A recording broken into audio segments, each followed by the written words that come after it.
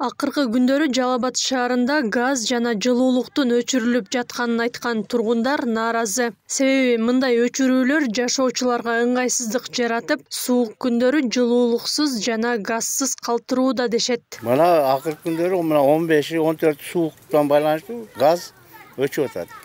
Өчүп, слабый да эмесине караганда.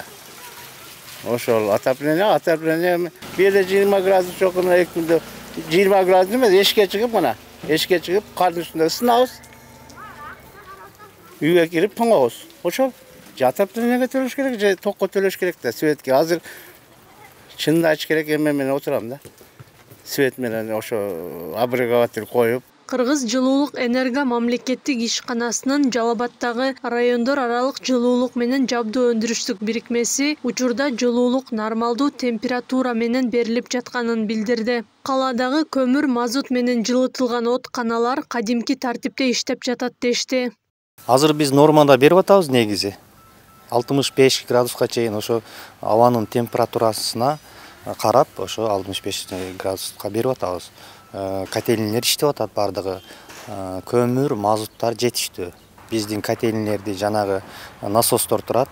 Бардыгы ошо электр энергия менен иштегендиктен ошо бир убакыттарга температура түшүп кетип атат. Бирок тез эле кайра калыбына келтирип атабыз. Бул сиздер көрүп турган насос отканалардан жылуулукту үйлөргө жеткирип берип турат. Насос электр энергиясы менен иштегендиктен электр энергиясы мал менен өчүп калгандыгына байланыштуу насос ишин токтотот. Мындан улам тургундарга жылуулукту жеткирип берүүдө көйгөй жаралат. Жалал Абаддагы райондор аралык жылуулук менен жабдуу өндүрүштүк бирикмеси калаадагы 80 көп кабаттуу үйдү же 2400дөн ашык абонентти жылуулук менен камсыздайт. Мекемеге караштуу 18 откананын 7си көмүр, 6су мазут, калган 5и газ менен иштейт. Газдын басымы азайгандыктан газ менен иштеген отканалардын иши кыйындаган. 5 откананын бирөөсү резервде турат. Эми 4 откана жаратылыш газы менен иштеп келсе, газдын басымы түшүп кеткендигине байланыштуу азыр биз ошол кичине азайып калды, бирок биз бир откананы азыр көмүргө өткөрдүк.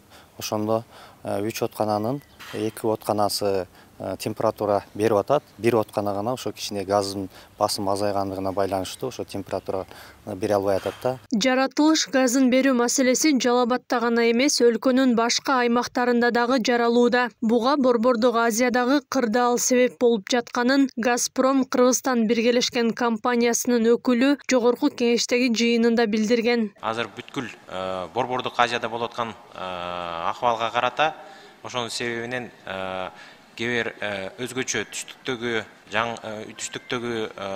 абоненттерге, анан түндүктөгү промышленный абоненттерге бир аз чектөө киргизип атабыз. Бул эми туура түшүнгүлө, биз эми импортозависимый страна болгондон кийин, өзүбүздүн газыбыз жок болгондуктан кийин Борбордук Азиядагы кырдаалга карата ушундай ситуация болуп атат азыр.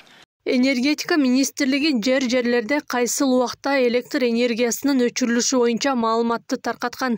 Адистер учурдагы абалды эске алып, колдонуучуларды кыжаалатчылыкка алдырбай үнөмдөөгө чакырат. Акылай Карабаева, Аскар Маматисаков, Регион.